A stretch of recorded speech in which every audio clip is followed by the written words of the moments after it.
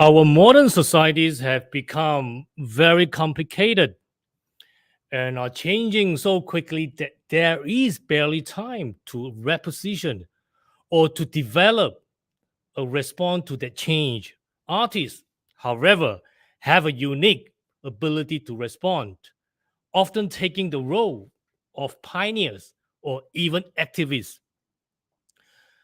They can also take a position of addressing issues in a more free realm and may therefore have the responsibility to react on what needs to change and how we can change it.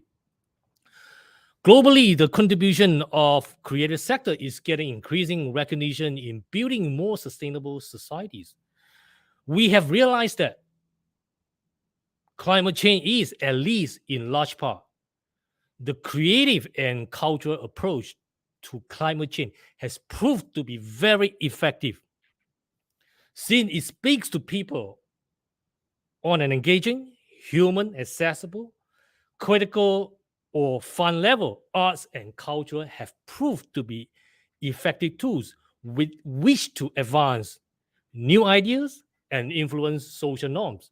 Critical engagement from the creative sector is complementary to the engagement of business, science, and industry. Good evening to the audience out there. You are tuning in the evening show with Stephen Poon. I'm your host for this episode 14 of Spotlight Dialogue Series. Once again, in the virtual room with me are the regular team of the Special Interest Group in Circular Society from Integrated Sustainability and Urban Creativity Center, acronym as ISUC, also known as ISUC, at Asia Pacific University of Technology and Innovation, APU, is live on Facebook now and live on YouTube too. We have great staff and a little surprise. I'm very excited because we have planned to share this evening Before we get to all of that, let's start on the topic integrating action, the arts in creative social sustainability. Our guest today, his first book, The Creative Wealth of Nation, was published in May 2018 by Cambridge University Press, with foreword by the philosopher and Nobel economist Amartya Kumar Singh. I beg your pardon. Our guest in this evening, a Juilliard-trained organist and a Fletcher-trained international affairs professional. He received Juilliard's William Shulman Prize for outstanding achievement and leadership in music in 2003. And from 2012 to 2013, he was a Charles Francis Adams Scholar at the Fletcher School. Besides consulting and lecturing worldwide, he has taught at Philip Academy, consulted for the World Bank's Office of the Senior Vice President and Chief Economist, and contributed to the World Development Report 2016 and to the UNDPs, which is the United Nations Development Program 2015 and 2019 Human Development Reports. He was awarded the 2013 Presidential Award for the Citizenship and Public Service from Tufts University, Massachusetts, United States. Please welcome Patrick Abanda.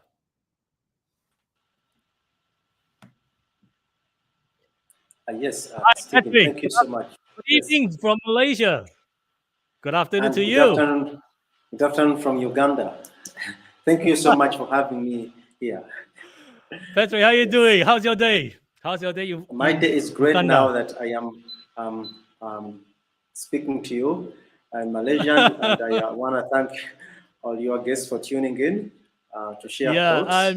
I remember that you told me that you just arrived Uganda a couple days ago. So are you still having jet lag from Washington? Yes, I'm still having jet lag. I'm trying to adjust, but it's wonderful to be home. And the Yeah, I weather know is that. nice. I'm sure How long the have weather is you? also. How Yes. long have you been away from home? Oh, since 2019. So when COVID really quite a swept while, the isn't world, it? Yeah. I was stuck. I could not go anywhere. Yeah, you And just stuck this in is the first time Washington, I've isn't it? come since the Yeah. pandemic hit. Yes.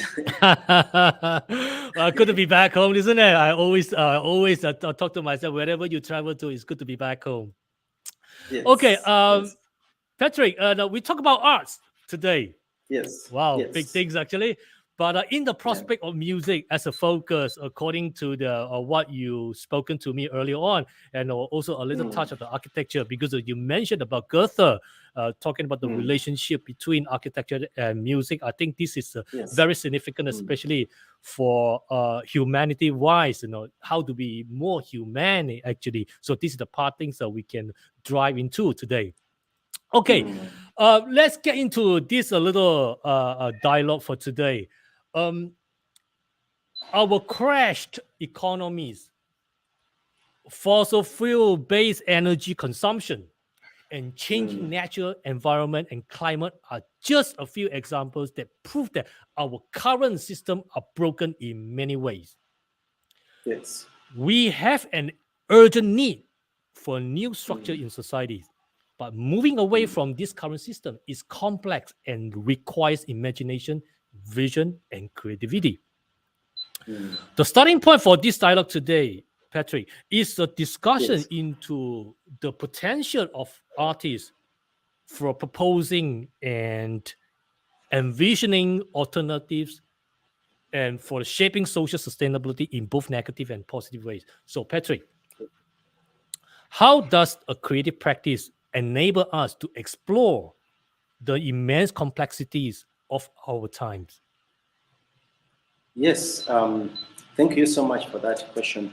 I believe that the arts are very important, and not only to just go in a museum and look at wonderful art to be inspired there, but also because architecture is art. And I think was it Goethe who said that music is linked to architecture, and then architecture is linked to music, in that within we can see for ourselves and we can actually feel presence of architecture around us all over the world, whether indoors or outdoors. So because of some of the points you've made, we need to make sure, for example, how can we create buildings which can sing to us in terms of making us feel comfortable in a way which is sustainable. That will be making sure, for example, now ventilation.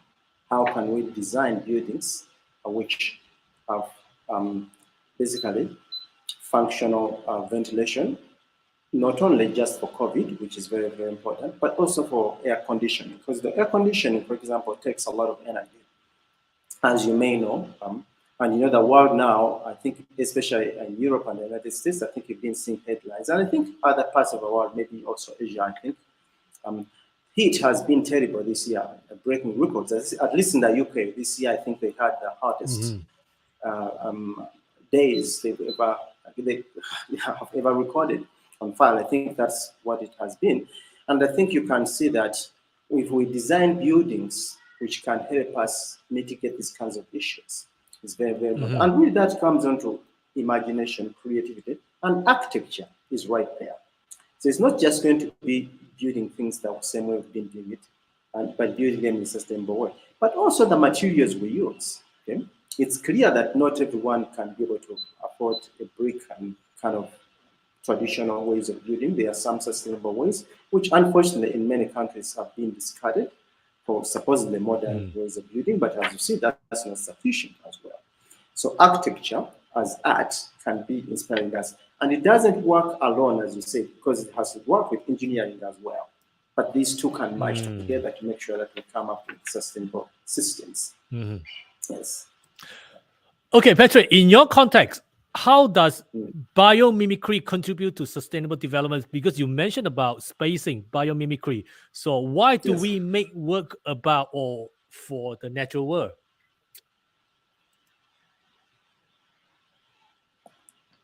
Yeah, I believe that the issue of biomimicry is so important because, for example, there's an architect, I think in Zimbabwe, who designed one of the largest malls in Southern Africa. And he went and modeled the building after the ants, ant hills. I don't know if in Malaysia you have these big ant hills, which create really quite monument. Kind of, we have that, yeah. And they have these holes which they can saturate the air.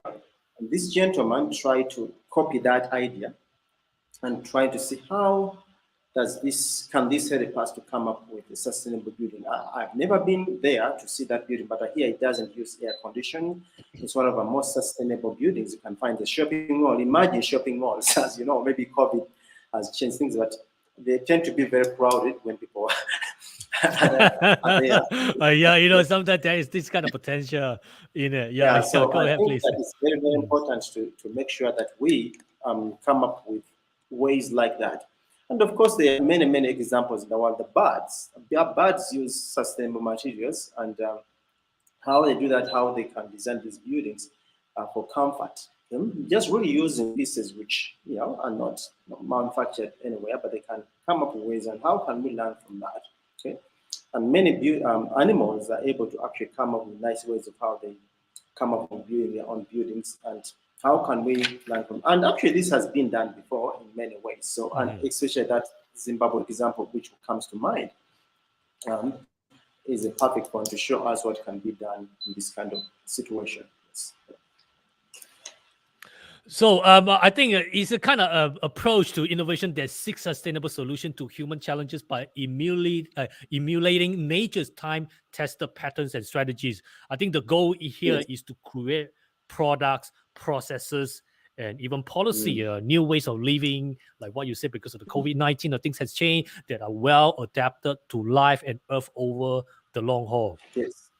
So, and Patrick, how does the use of cross-disciplinary methods have an impact in creative responses to sustainability? Yeah, so I always joke, I like to use this. Have you ever seen bees attending MIT? And have you seen ants go to Asia Pacific University to get a degree in engineering? No. But they do, some of their things I think are mathematical. And also there's physics. And this is in nature. So how do they learn these things? Through nature. So I believe, for example, that engineering has a very big role to play. Okay? And Yes, because yes, they are. Yes. actually, for example, if you want to build a synthetic material, which is like a spider web, which is flexible, there is a lot of chemistry and I think things like physics there and mathematics, how to measure parts and things like that. So basically, you're going to see that if I'm trained as a wonderful engineer or mathematician, okay, and I go to build a building without any kind of design in mind, okay, and I'm just going to use my technical, it doesn't work that way. Okay? In many ways, we are going to come up with ways, okay, I finished building a building. If, for example, we want to see what should we paint outside, which will reflect heat. What color would be? Should it be off-white? Should it be white? What can we learn from what artists can tell us about these kinds of things? Artists, if you go, they like to paint. Yes, go ahead. If you go back to the ancient time, like the Renaissance time during the 16th century, Leonardo da Vinci, I think it was a good example. He wasn't just an artist himself, but he was a practical everything. He was an engineer, he was a mathematician, he was physician, he was everything. Yeah. And I think they see the and I do mention Leonardo da Vinci. I mentioned Leonardo da Vinci in my book. I spent a lot of time on him because it's quite a perfect example of how our education system beats out creativity out of children. For me, growing up here in Uganda, actually, I was failing all my classes. Why? Because I was told to go sit in classrooms, and I was really not interested. All I wanted to do is play music all day. Okay, because that place I wasn't found where I was. So Leonardo da Vinci, the story I think goes that he didn't come from, or whatever it was, his father wasn't, he didn't send him to this school where he would be taught like the aristocracy or the kids were coming from what here in Uganda we call good families. So he was left to wander and do things himself. So he's largely self-taught. And because of that, he was observing and experimenting. Now we are partly flying because of his basically contribution. Okay, and also mathematics, he did make a lot of contributions there, and art, Mona Lisa is something which you talked about. It's a perfect example which can show us how we can integrate all these things. But I don't know how Malaysia is, but in many countries, students, for example, are not encouraged to study the arts. They are focusing on just science and engineering and math because they are looking at it in a way that this is where they are going to make money. It's always capital. But now we are looking at it in a way which can be more sustainable and even creative. Okay, what if Leonardo da Vinci just said, "Oh, I'm just going to study engineering"? But how do you put these things together? So that's the cross-disciplinary ways of how this works. And I have more to say on this, but I want you to continue with that. But I think yes, you're right. I think it's not only in Malaysia. I think it's in general in Asia. The Asian value, which is S&T, we call the science and technology, is always a priority. So it's like, I mean, in Malaysia, right? And when the parents evaluate their kids, so which is they wouldn't think about art and design will be the priority for them if the kids get a good result. So you should go for so-called, they think that it's gonna so-called make the living, that kind of profession. So go for that kind of like business or engineering or medical science. So I mean, this is not just my point of view, but this is the whole phenomenon. I don't think it's just in Malaysia, but in Asia, I mean, in most of the Asian country. So you will see that. So go ahead. So the thing is here, that's not that different from back here in Uganda. For example, right now, they are talking of coding and coding and coding and coding.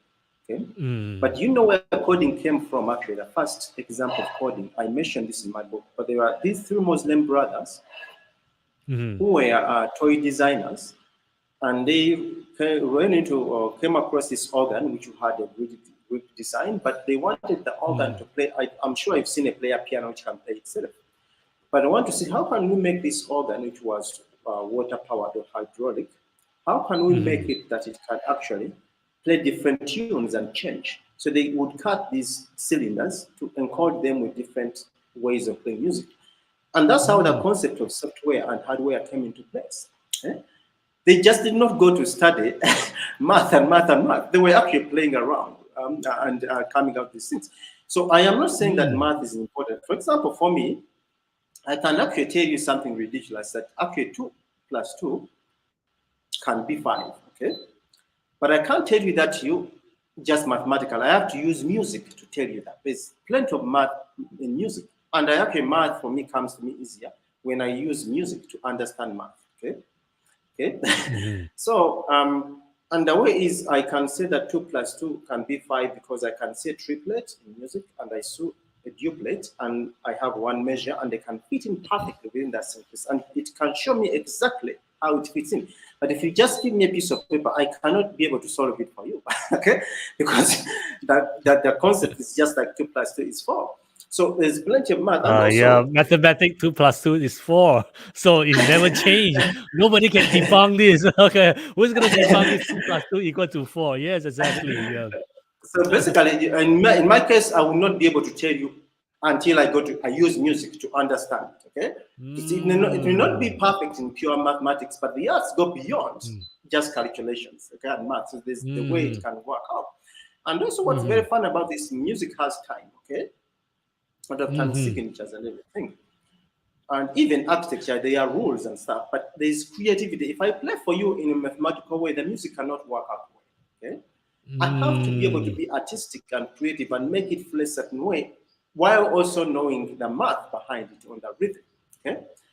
So these are very, very important things that we should not let our children just study math. I mean, and again, the important point to make sure here is that math is not useless. It's very important in science. But in order for us to have a more fulfilling world and more world where we need more creativity, what if we have a wonderful engineer there who is also a pianist and a painter and also who is an architect and able to use their engineering together and come up with the most sustainable buildings in Malaysia and all over the world? This is what we are doing. And fantastic. Even if these musicians and these engineers may not be necessarily musicians, but they have to use their creativity, okay? They will go beyond the technical kind of things. They have to imagine, okay, this is the kind of space I have. What can I do with it? I don't know this, but I think that one of the best way to cultivate creativity is look at the arts and observe and learn from mistakes, okay? Because that's another part where you can learn from mistakes and mimic and see, okay, how did Stephen do it? Listen carefully. How does it? Okay, it worked here, but it did not work here. Basically, the arts are full of, that's why normally it's called a creative sector, because there's a lot of ways of how you can look at something. Yeah. Okay, Patrick, let's tackle this music prospect. How are our personal identities entangled with time, history, music, and even architecture? So the architecture can be referring to like local architecture or native architecture or even indigenous architecture. So what is your point here? I actually don't mind because as an academic, especially someone who is heading research, you probably know sometimes in the academic world, this is what I find. You can, if you start to debate definitions, you can go on and on and on without actually being able to come to a conclusion. So you cannot be able, some people may be offended by that term, some people may be. For example, right now, one of our interesting things, the term third world is really not true and not accurate, okay? So is the term developing countries. That's also really not true, okay? You know what I'm getting at, okay? And even the term, what is it called, global south, okay? Because Haiti may be in global south terminology, but it's not in the global south. So you can see how just these definitions alone, you can go on and on, maybe even write books about debating them. So I don't sometimes like to dwell so much on that. If for you, you feel like it could be called native architecture and indigenous architecture, that's okay, as long as you define what you're trying to tell us, okay? And also art borrows a lot. You are going to find that sometimes the architecture in North Africa or even France or some places may have integrated aspects of them together. So culturally, that is there. Because people, even food, I mean, some of our food we eat in Uganda has a lot of Indian influence. Okay?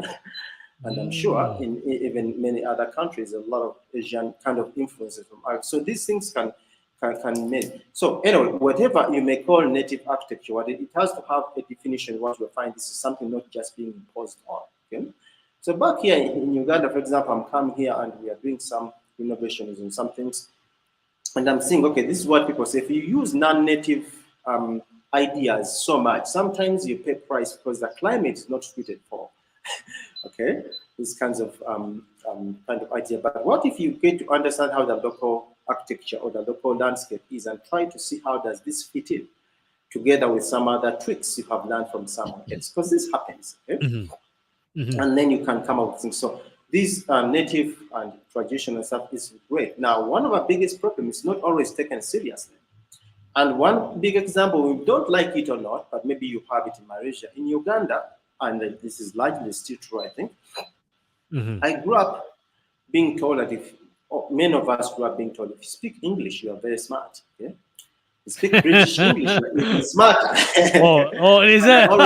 I didn't know that. And actually, I have many friends of mine. Some of them come from Asia. They say, Okay. "Oh, my English is not good. My English." I'm like, no, it doesn't matter. You're a wonderful musician. You're a wonderful thinker. It doesn't matter. It's like me saying it, because my Malaysia is not good. I cannot even attempt to try to understand Malaysian music. It's actually not.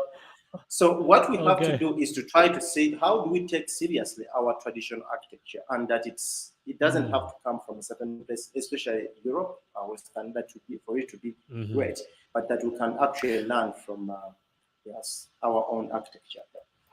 It sounds like a framework. You talk about that. Are sustainability frameworks depoliticizing the root causes of climate change and environmental disaster, according to your understanding? Yeah, I don't know, and a few friends of mine have talked about it, because the word sustainability itself is loaded. Because they created sustainable development goals. Okay? And I must say this because it's one of the profound pieces I've ever actually run across research. There's a Harvard business study. I don't know even how I got into this study. I found it, which made a comment saying that, the title was like, The Dangers of Setting. Okay? And many people I know in the business sector want to have goals and quotas. Okay? By the end of this year, GDP of Malaysia must be 20%. We have to fight that goal, okay? So you see, these goals, so this paper was saying that watch out. Sometimes if you make goals, it can be dangerous. For example, I may say I want to climb Kilimanjaro before I turn 50. Well, and then I go when I'm 48, when it's not the right time to go. And then end up in an accident or something because the weather wasn't good, but I was so focused on this goal. And this actually have happened. Some people, things don't end well. Some people might even die. But because you are so focused on the goal, you sometimes lose you have this kind of issue. It's wonderful to have goals, but look at this. So certain sustainable development goals, for example, when you call them goals, you want to try to meet them, but realize that sometimes there should be room for flexibility. And even 2030, before we're even there, some years the climate change already is the climate is changing so drastically. If you are to believe in it, or even if you don't, something has changed. Okay. So, and I think that sustainability then must mean that what should we do today? And I'm frustrated, and I think this is the first time I'm hearing this out. When you look at the way we are looking at sustainability, okay, it's all about, let's build electric cars, okay? And let's make sure that we can fly in a more sustainable, and all these are wonderful things, there's no question about, but the goal should be like, maybe we are wasting so much food. Do you know that the kind of food waste we go through, and making food also, I assure, consumes energy, and planting food. So what can we do to actually, be more sustainable in that way, okay? And also that we are driving too fast. Maybe if we slow down, or if we don't have to drive, let's have more robust public transportation, encourage people to bike more. It's actually, you pay these kind of things. But I think that sustainability cannot be just about how can I have this wonderful electric car that can drive as I used to, eat as much as I used to want, build the biggest house I can have, even if I don't sleep in a Okay, Patrick, let's look at let's look at this issue from the artist's perspective. How can artists challenge the dominant discourse that the climate crisis is a new crisis instead of one inflicted by colonization, racial genocide, or limitless growth? Yes, so the very last point you made, limitless growth, is what I was actually hinting at. That's great, and I can start from there. So art is, at least in my view, I don't have to always go buy the most fancy car to feel good. I can go play the piano, and that can encourage me to. Or I can go to a great concert, or I can make a piece of painting, a piece of art, okay? And that fulfills us. Sometimes I think shopping, and whatever it is, because especially it's based on the economy, or some people do. Sometimes some of us, many times we can buy things we really don't need because we want to satisfy something. But I believe as a practicing musician, that music is good for sometimes for things like this. So it can fulfill you without just material. Okay, so that's one very, very important part of it. It's almost a spiritual kind of process where art can replace some of these materials kind of thing. And again, I always like to point out that it doesn't mean that artists themselves are not consuming some over consuming. But also the other thing with art of observation, how can we observe more? Okay, right now, these days, our attention spans are all over the place. For me, I am able to stay off my phone sometimes if I can, partly because I used to spend hours practicing by myself. I'm trying to perfect only maybe half a page or two measures, hours and hours, and I can be able to say, oh, I'm actually looking at my phone when I'm driving, but art, my practice of art has told me that you can actually try to center. So these are some of the things we can learn from art, to have to be disciplined and getting through some tough times. Okay, and I don't need to be conscious. Yes. Yeah, Patrick. From your practices here, right, and how might artistic practices help foreground the voices of those leading the visioning and building of a new world free of the violence of capitalism, for instance? Yeah, so unfortunately, this is, and I think another point we had discussed earlier when we were preparing for this. I think that sometimes artists themselves are actually used to promote propaganda in the capitalism sense. The energy industry, for example, has hired designing firms, prominent artists to go create these kinds of scenarios, either videos or pieces of art, which show that they are trying to fight climate change, when it's exactly what they call greenwashing. Okay?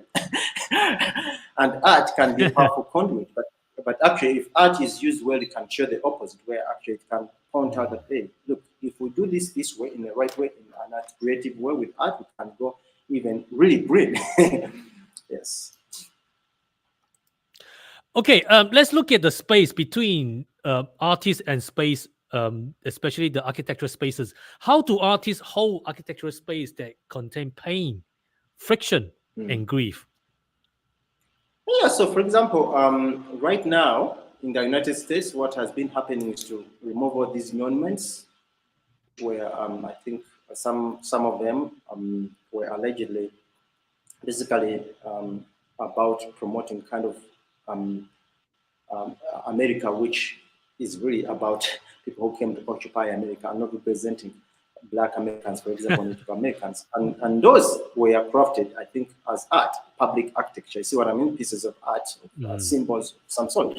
But then art can be able to allow us, maybe let's design a park, which is nice, where people can come, take a walk. And that's landscape architecture, okay? Where we can have nice public gardens, people can take a walk, people can bike, and art can come in there. And then it can also help us to come together in a way, which is good. But this is not just to, in this case, to have this nice park, but during COVID, one of our places I could see people coming into social to be together while social distancing together but separate was urban It's parks. about the health. It's about the health, Yes. right? Yes. So public parks, you can take a walk and you can be there. And then this shows you, we are going back to the connection of interdisciplinary work. Maybe tree experts, biology people or people who know plant species can come in. This kind of tree which would provide more shade. This is what kind of flower can plant here, things like this. So with artists, then they can merge together to create some kind of something like that. Yes. So, Patrick, what is an arts institution responsibility to human and planetary health? Yes, I mean, it's all of us who all have responsibilities, but there's saying that, for example, music is a universal language. I think that saying there's a very famous, it's very common, and art is universal. For example, I may come to Malaysia, and this is a very basic kind of Welcome. example. And, Let me know when you come I here. don't. I will be your host. That's great. I can, if I come there and I cannot read any word of any Malaysia, I don't know if you're Malay. Is it Malay or Malaysian? That your language? What's the name of your language? Malay is a national language, but we have quite a few languages in this country. But Malay language Yes. is the national language. Yes. Yeah. So let's assume, which is true, that I don't understand Malay, and I want to go somewhere. Okay. Well, I'm looking for a restroom. Normally, I'll look at a bus sign, and the bus sign will tell me that that's public transport, a train sign. It will point me to where the train station is, and I want to find a restroom. There's a kind of drawing which shows you where the restroom is, okay? So that's art, okay? So in that I can communicate, even if without speaking your language, I can look at the sign of a train and know that I have to walk that way because it's pointing that way, okay? If they just put words, I'll be lost unless I ask somebody. Does that make sense? So art basically crosses borders, and this is another very interesting example. I have many friends of mine who are very, very patriotic and Ugandans, but they love Bach. They love German music. And when it comes to German music, they're like, okay, we need to listen to this. Look at how glorious it is. But everything they want to speak their language, they wear their clothes. They don't want anything to do with the West generally, but when you bring in music, it's like, oh, wow. And I have friends who are German or from other, who love African drumming. And that's one of the things which you can becomes friends with them. So music or the arts tend to be more ways to help us to communicate well. Now, this doesn't mean that some people don't use them to divide, but used positively, it can actually be a very good way to communicate the kinds of issues we want to communicate. Yes. Can we think about technology as a tool for sustainable change, and at the same time as tools created from extracted minerals used to make harmful practices of extraction more efficient? Yeah, so technology is a very, very broad. In fact, the Asia Pacific University, I think you guys did a lot of technology there. I believe that normally when you talk of technology, sometimes these days people think of digital technology. Okay? Yeah? But even, let's assume long time ago, I think it was in China where they started to write a book on a stone. That was technology, okay? To try to see how can you use this stone to write a book. And of course came the printing press, and that's technology. And technology sometimes, as they said, can be disruptive. So it's not always positive. For example, right now, the focus on technology has become digital, okay? But we don't want to be in a world where young people are addicted on Instagram to the point that they're getting mental health, because that's trendy and technology. And Facebook is doing whatever it wants. Google, Amazon is not leaving room for actually small businesses to function because it's technology and the efficiency. Those, in the name of those kinds of, that's not right. For me, technology would be like, how can we design a bridge from bamboo which won't break? And I can cross a river in Malaysia going someplace on this bamboo bridge, because bamboo is sustainable there. So how can we, that's technology. It's not just that I have to be able to use Facebook efficiently, okay? And how can we make sure that we have technology which actually helps us to understand how we can capture more, maybe solar energy in a less way than instead of just finding that we are mining minerals for the sake of mining minerals to do things which are not sustainable. And that will come up with ways we can be creative, and the arts can come in there. But also, for example, one thing which has to be my thesis of a book, things I talk about, is to do with the income and economic diversification. If you're going to hire a lot of people, for example, you may have seen this, some young people, maybe in Malaysia, it's true too, in some of our countries here, they have to go and mine gold illegally. Okay? And gold, if you're going to this, sometimes it's a very dangerous practice, but they have to make a living. And that's, in fact, some agencies are saying we should legalize these people to go be able to have these informal ways of mining. But what if they're engaged in art? Okay? They are becoming musicians, they become professors of the music, and they are being paid well and being respected, okay? What if they can have a tour in Malaysia and that they do cross-cultural exchanges? Because they also want to make a better living, so that we don't have everyone going to become a miner or an accountant in this traditional ways, that we can also have a creative, sustainable economy where actually the arts emit less energy, in this case, creativity practices, other than just being in extractive industries as we know it, or focusing on them just, yeah. Patrick, in years you have been travel a lot. I believe you, of course, you spend most of the time in the United States. I know that Yes. you're working in Washington D.C. and also many other states as well, and you travel home to Uganda and many other Mm. regions in African continent as well, and also you travel to certain part of the Asia. Remember, we met in the Philippines back then before the Yes, it was a pandemic. wonderful Is time. that there was a wonderful time we met together. We were all in the think tank forum that time. Okay, Yes. I just wondering from many years of your experience traveling and working in the different places and as a musician, as an author yourself, and how do we navigate the contrast of responding to urgency within a world in crisis and the need to relearn slowness and prioritize the growth as an artist? Yeah, so I think that what I've seen in terms of travels is that many countries have been trying to mimic the West. Okay? Mhm. And of course, there are some great things we can learn from what the West has achieved. But I don't believe that we can now afford to be like, let's try to have skyscrapers on every small piece of land in our cities because we want to look like New York City. Okay? Even New York City has Central Park, but many people assume that if you're in these big high rises, that's where progress is all about. Okay? And I think that's something which we have to undo and know that we can actually have our own kind of development, which doesn't have to mimic just the Western practice. And the West also can learn from what we are doing in Malaysia in terms of indigenous or native architecture, how the Malaysians how were they building their houses which were sustainable using these local materials? And this is something which we can learn. So I believe that, it's terrible. And I just passed through Turkey when I was coming to Uganda, and the first thing I saw was Starbucks. And I don't mind that, but it's sometimes you feel like, oh my God. I can't even find a Turkish coffee shop in Turkey. And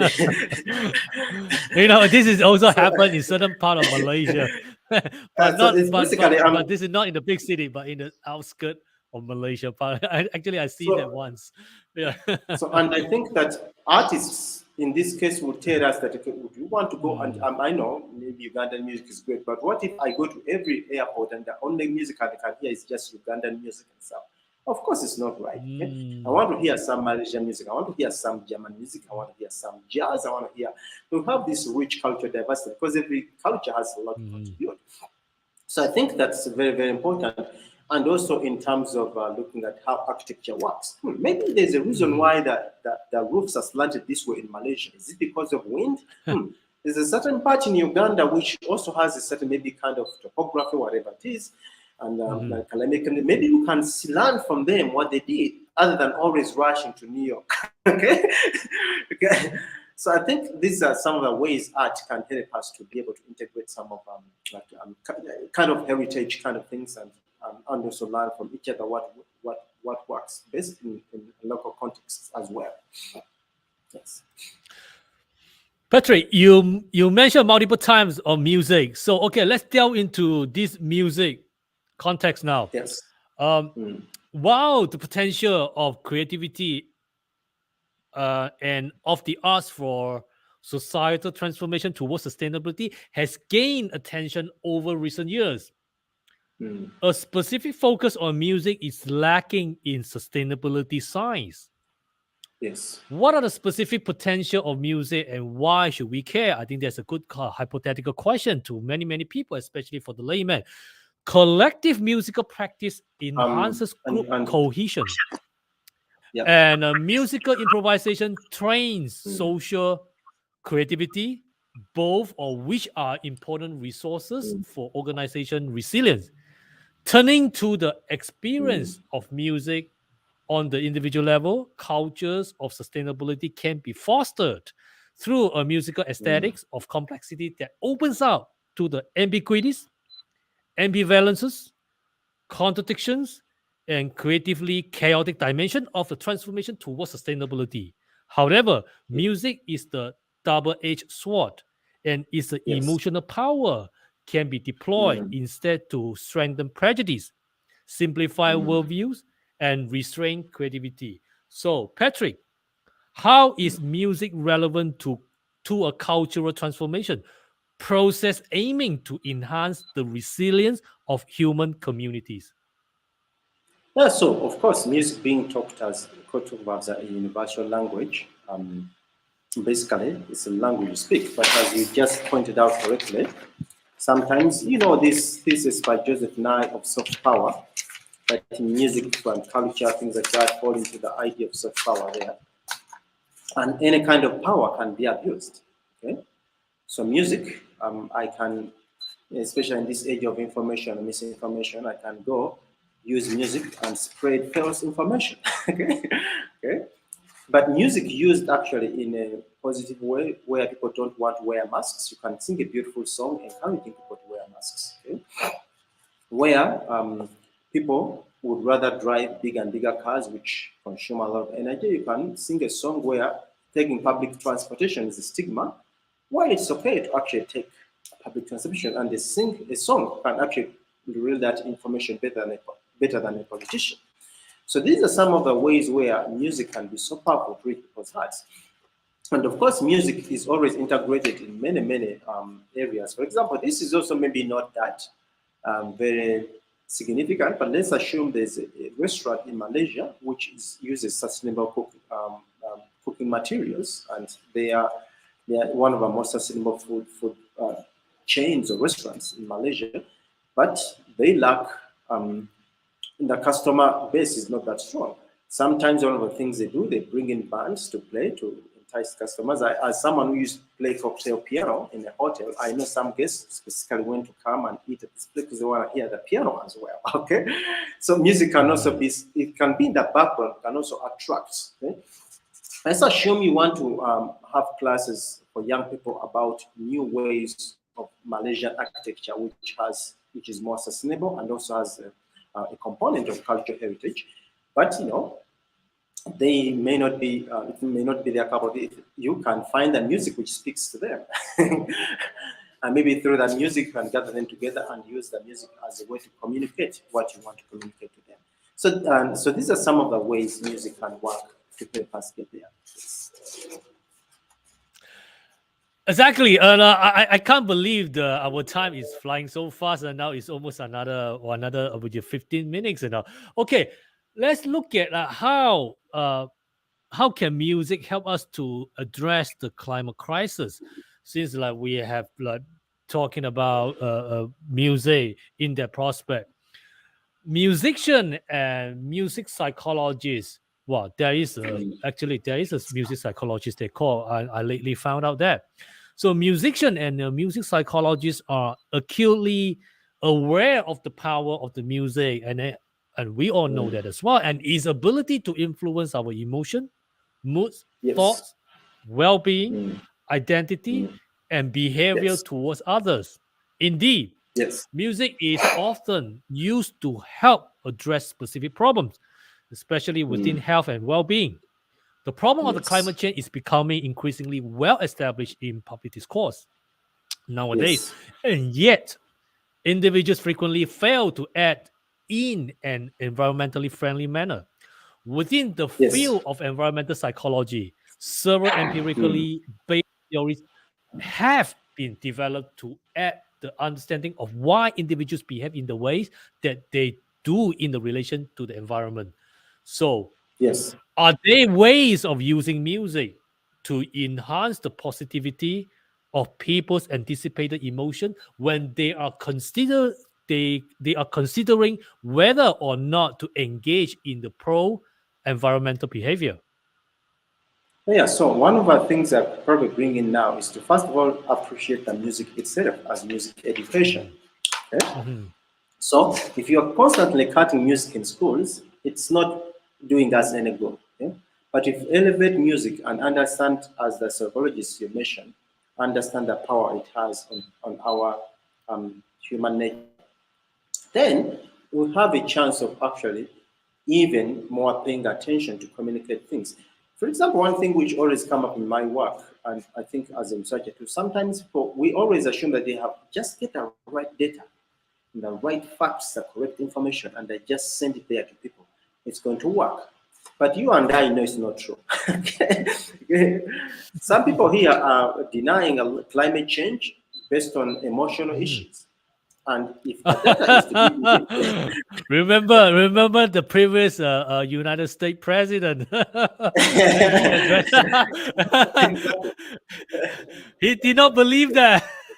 Yeah, No so climate change. so basically, it's not true that if you have just the perfect science and the perfect data and perfect everything we're going to do, we have to find ways which should speak to people. And I'm not trying to say that if I'm a climate denier, I can also write a song denying climate change, and my followers can do it. But also, what's interesting, it's true that other people can counter that as well by using music as a way to galvanize people. And this is not new. People are doing this. In fact, I encourage your audience members to go do more research about it.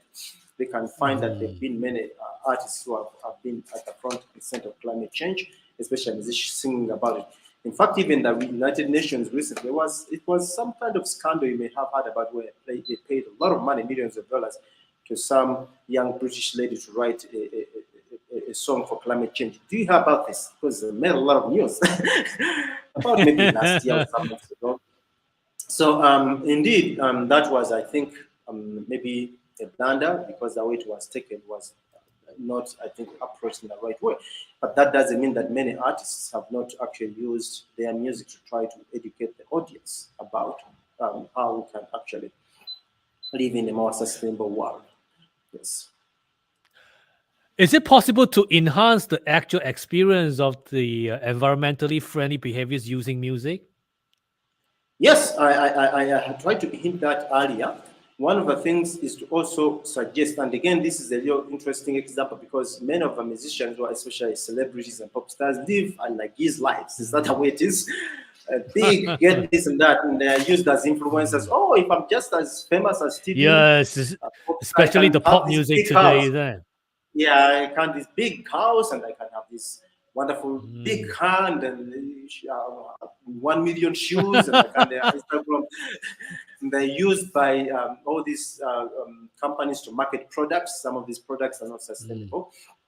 On the other hand, there have been musicians who are like, no, we have to make sure that labor conditions in Malaysia are great, and they sing about it. And because of their influence, they can actually influence public policy.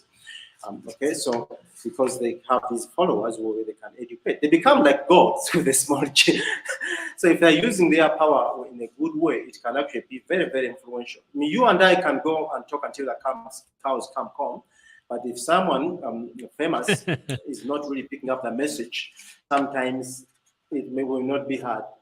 Sometimes, people are able to break through, but it's not always the case. So what I know is a lot of celebrities like this in America and many parts of the world have a lot of power.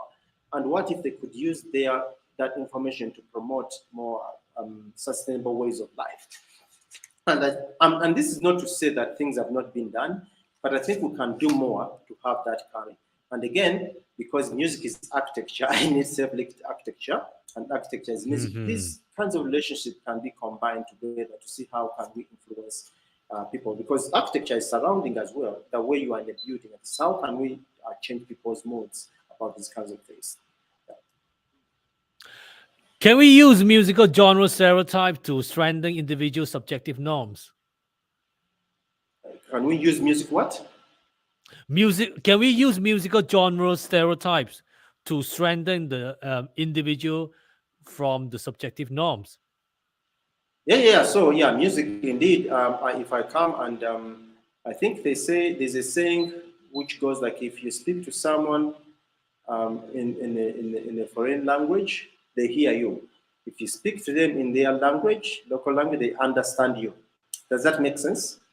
So assuming I come to, and this is also to do with language. If I come to Malaysia and actually can sing in your Malaysian language or can speak your language, I think it captures more attention than just using a foreign language. That's my assumption. But I think that if we try to integrate all these cultures together, basically trying to learn about other people's cultures through their music, we are more likely to be like, you came there for just a concert, but then you can go there and learn about the food, learn about the architecture, and about sustainable practice. For example, for me, the other country I spent time in Southeast Asia was the Philippines. when I went to the Philippines, because I'm very interested in urban design and landscape architecture, I was looking at the sidewalks and looking at how this goes. And by the way, they are very good with flowers. I think maybe all over Asia, but maybe you have it in Malaysia, the way they arrange flowers, and it was just beautiful. But I noticed that their sidewalks are designed in a way where they plant grass in the middle of the pavers. Okay? It looks very, very nice because of the grass creates a kind of little design. And when people walk on it, it actually cuts itself out in a nice little design, kind of template. But this is not just to please the eyes. When it rains, okay, the water, okay, penetrates, it sinks in other than having concrete. Okay? With all the floods were going on, we can learn things like that from countries like Thailand. I'm not trying to say that they have figured out they don't have any challenges, but you can see pockets of really wonderful innovations to deal with some of these changes. Now, if I'm a musician who writes a song about it, and I was famous, I can come to Uganda and sing a song and have pictures I saw and encourage my Ugandan government to be like, let's try to do something like this, which can be a good thing. Or maybe we also used to have it in Uganda, but we abandoned it. So imagine I am someone with a huge following as a musician, or even a famous architect, and I talk a lot about it. It's very likely to be picked up than just being a politician with a microphone. Yes. I'm more likely to change people's behavior. Yes. Well, sometimes it's very subjective, actually, and also the type of the musical genre, right, can be really pushing the boundary of people mindset. So Yes. I myself, I started from the classical music when I was young. Then when I grew up and I was a little bit of rebellious, I went into the kind of underground music. So then I just grew up with the underground music. Then, of course, when I started to work, then I stay away from the music. And then there was quite a clean mind after I stay away from the music. I'm not sure whether this only happened to me or is it happened to everybody. So when I was the time with the music brewing together, it was quite a different mentality, and also the way how I put myself into my living lifestyle as well. It could be, and but now it's very different because I just listen. I don't hang out with this kind of like music genre anymore and a different type of genre.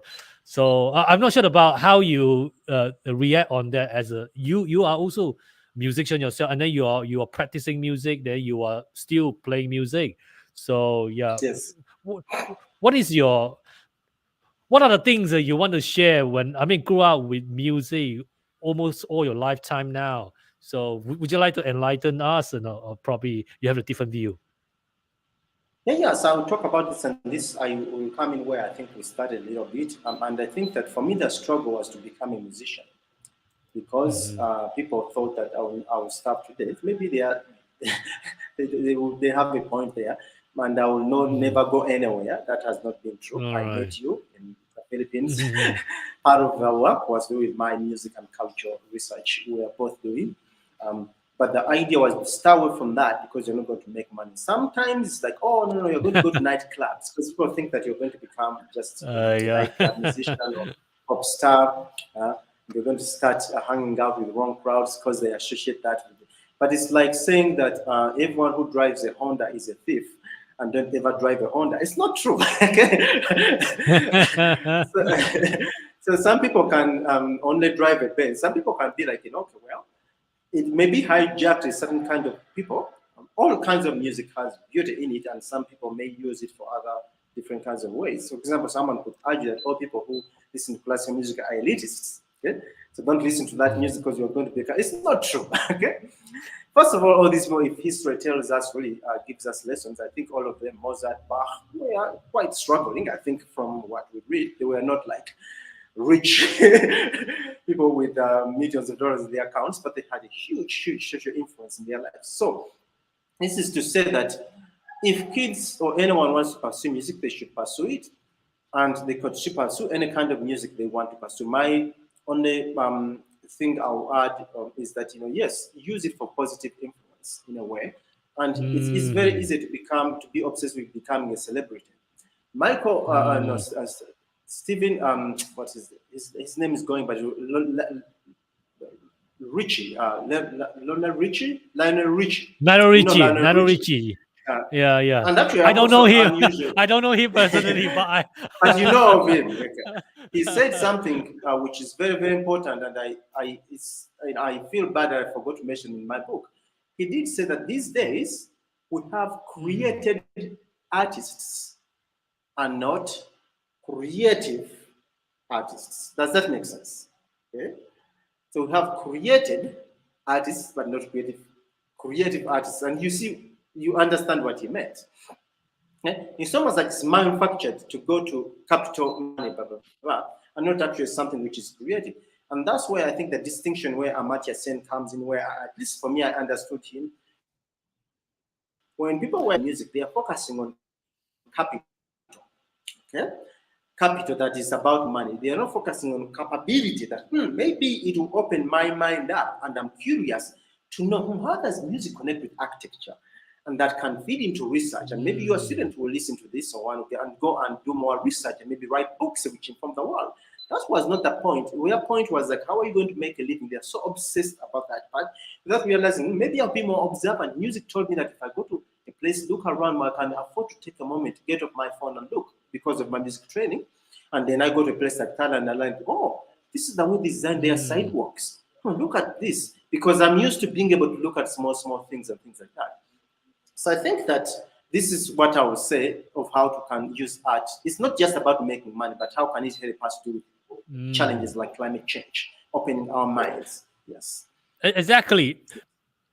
Is it possible to develop music-based intervention that help break habits with a negative environmental impact and help to form and strengthen habits with a more positive environmental impact or social impact?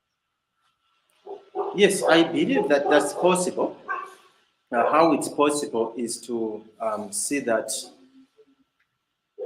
we understand that music is power, okay, as a form of soft power. It Okay? is, yes, they are. And that power can be used for good and bad purposes. Okay. And for example, you can have a military force which is about peacekeeping and a military force which is about violence. Okay. So I believe that we have to work so hard to see how can we use elevate the positive aspects of music and just not really be using just the negative aspects of this. So I think that encouraging more of a positive sense of it, and that can include cultural diplomacy, how we can learn. I wish Uganda can exchange with Malaysia, culture troops, okay, music students from these countries coming to perform for each other, and something like that can be very powerful. Yeah.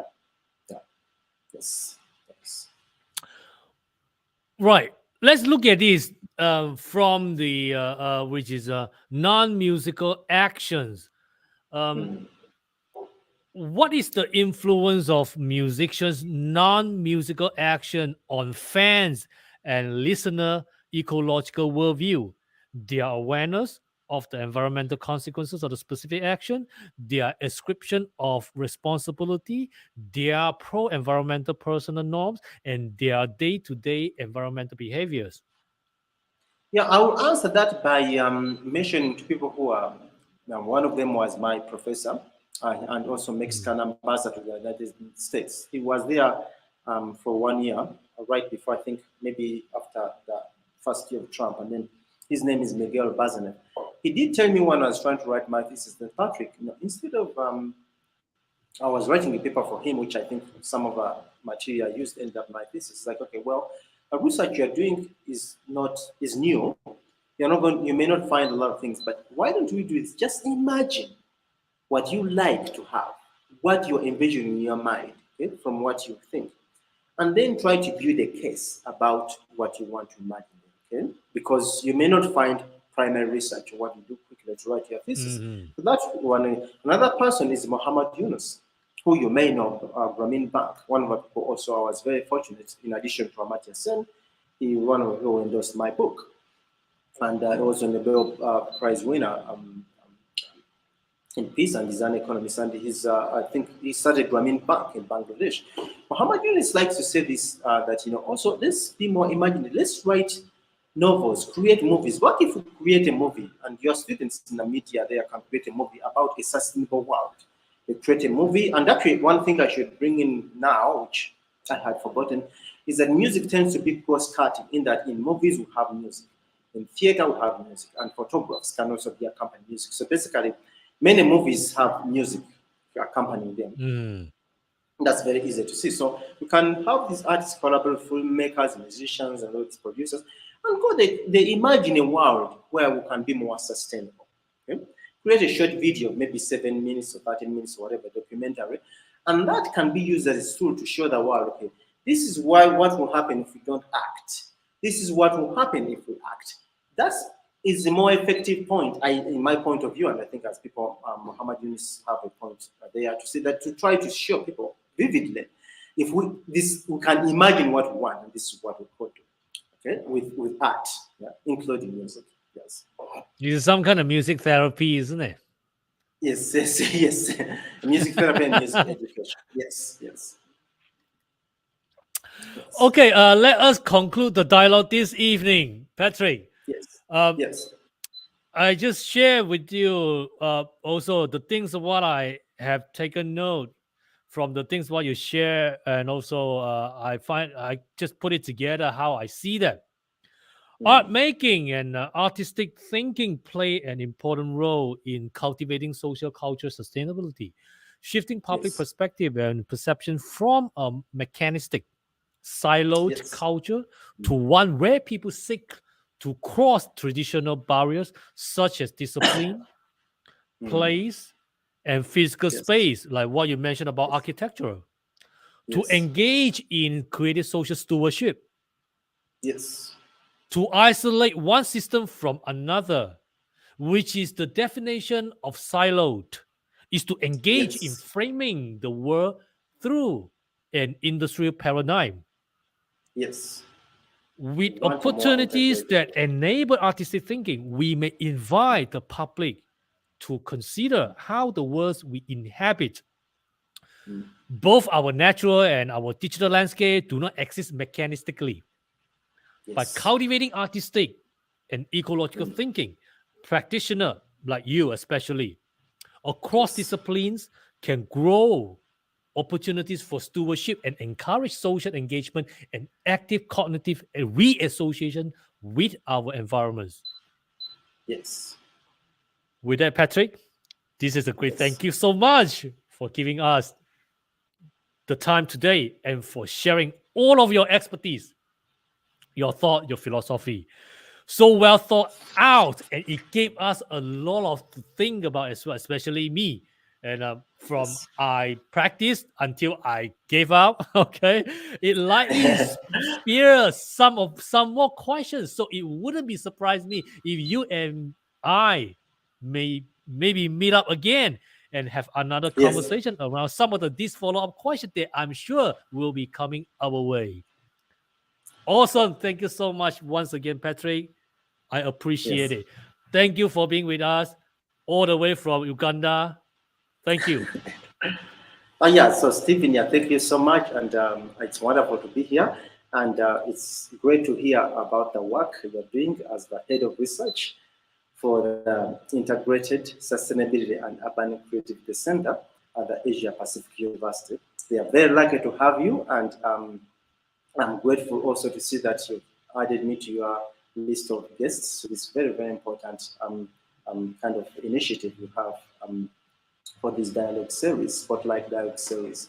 And since we met in the Philippines, I'm sure I will many years back, actually before the pandemic, yes. We had a good time. We have a good discussion. We all presented in the think tank forum and Q&A from audience. That was really great.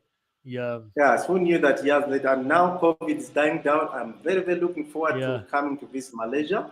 I hear great things about You're welcome. it. You're welcome. Great music and great food, and I look forward to one day in person. We will do this. And food in Malaysia. Yes. Food in Malaysia is powerful. So we had a very powerful food. Many different type of cuisine waiting for you. Yeah. Yes, that would be great. And if you ever find yourself at this end, you're obviously welcome to Uganda or in Washington. If you are ever in Washington, I'm sure our paths will cross. I did not go part of US. I usually go to I went to Princeton University, Mm, and mm, even I dropped by Yale as well, Connecticut, that area. So I did not yes. really go to Washington. So I mean, back then, but now I think it's a bit tough, So all these COVID cases or monkeypox, okay, running Yes, around. yes, So we yes. need to be really careful. Okay, but Yes. definitely, I really love to see you again. Give a hug each other, and we have a dialogue again. Many things we can discuss, especially pertaining to art. Yes, yes. Thank Thank you, you so much for thank the you, Patrick. invitation again. Bye-bye. Yeah, Thank you, bye-bye. Patrick. Yes, bye. Okay, finally, um, it is clear to us that our societies, both local and global, and are benefiting from the work of artful, sustainable social engagement.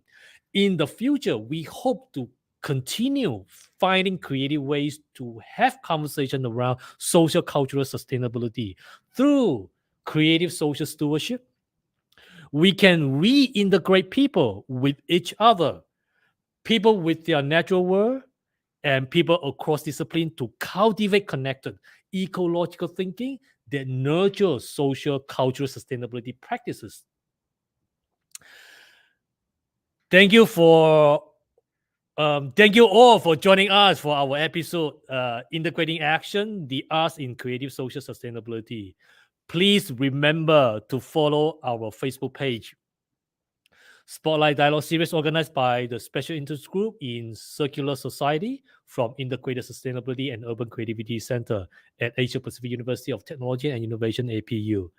Till then, take care and each other. Happy evening.